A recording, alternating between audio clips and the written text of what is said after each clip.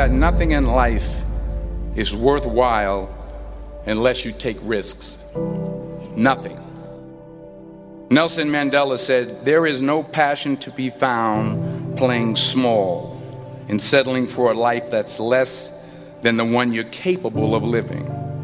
Now, I'm sure in your experiences in school and applying to college and picking your major and deciding what you want to do with life, I'm sure people have told you to make sure you have something to fall back on. Make sure you got something to fall back on, honey. But I never understood that concept, having something to fall back on. If I'm going to fall, I don't want to fall back on anything. I want to fall forward. I figure at least this way I'll see what I'm going to hit. Without consistency, you'll never finish. So do what you feel passionate about. Take chances. Don't be afraid to fail. There's an old IQ test was 9 dots, and you had to draw 5 lines with a pencil within these 9 dots without lifting the pencil. The only way to do it was to go outside the box. Don't be afraid to think outside the box. Don't be afraid to fail big, to dream big. But remember, dreams without goals are just dreams. Reggie Jackson struck out 2,600 times in his career, the most in the history of baseball. But you don't hear about the strikeouts. People remember the home runs. Fall forward. Thomas Edison conducted 1,000 failed experiments. Did you know that? I didn't know that. Because the 1,001st was the light bulb. Fall forward. Every failed experiment is one step closer to success. You've got to take risks, and I'm sure you've probably heard that before, but I want to talk to you about why that's so important. You will fail at some point in your life. Accept it. You will lose. You will embarrass yourself. You will suck at something. There's no doubt about it. And I know that's probably not a traditional message for a graduation ceremony, but hey, I'm telling you, embrace it, because it's inevitable.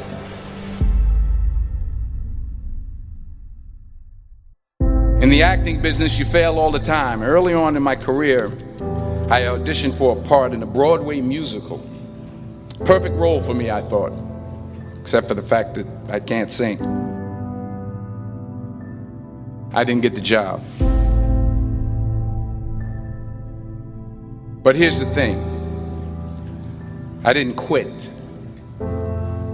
I didn't fall back. I walked out of there to prepare for the next audition, and the next audition, and the next audition. I prayed.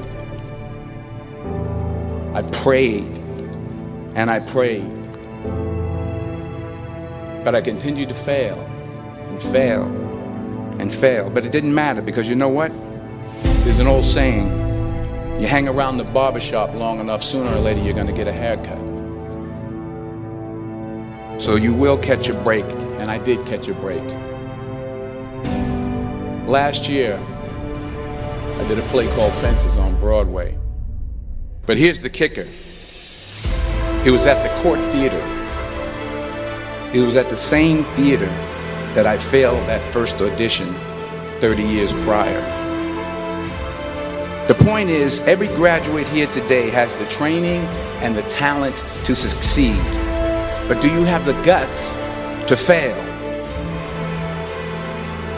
If you don't fail, you're not even trying.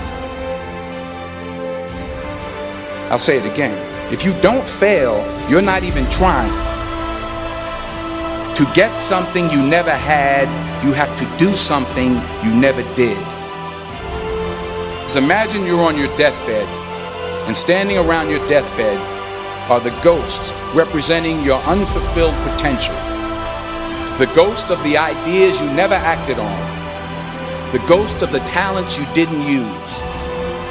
And they're standing around your bed, angry, disappointed, and upset.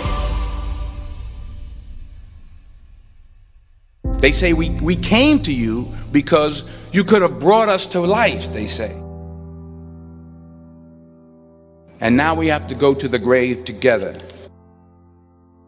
So I ask you today, how many ghosts are going to be around your bed when your time comes?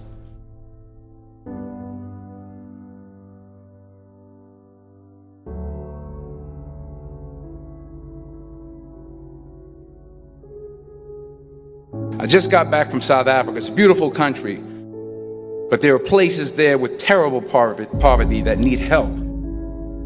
And Africa is just the tip of the iceberg. The Middle East needs your help. Japan needs your help. Alabama needs your help. Tennessee needs your help. Louisiana needs your help. Philadelphia needs your help. The world needs a lot, and we need it from you.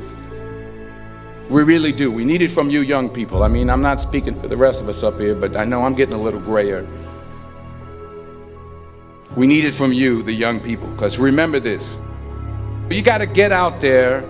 You got to give it everything you got, whether it's your time, your talent, your prayers, or your treasures. What are you going to do with what you have? I'm not talking about how much you have. Some of you are business majors, some of you are theologians, nurses, sociologists, some of you have money, some of you have patience, some of you have kindness, some of you have love, some of you have the gift of long suffering. Whatever it is, whatever your gift is, what are you going to do with what you have? All right, now here's my last point about failure. Sometimes it's the best way to figure out where you're going. Your life will never be a straight path. I began at Fordham University as a pre-med student. I took a course called cardiac morphogenesis. I couldn't read it, I couldn't say it, I sure couldn't pass it. So then I decided to go into pre-law, then journalism. And with no academic focus, my grades took off in their own direction. I was a 1.8 GPA. And the university very politely suggested that it might be better to take some time off.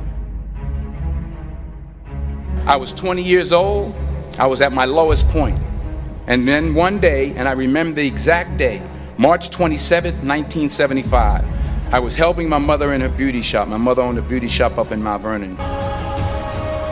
Because taking risk is not just about going for a job. It's also about knowing what you know and what you don't know. It's about being open to people and to ideas. The chances you take, the people you meet, the people you love, the faith that you have, that's what's going to define you. Never be discouraged. Never hold back. Give everything you got. And when you fall throughout life, remember this: fall forward.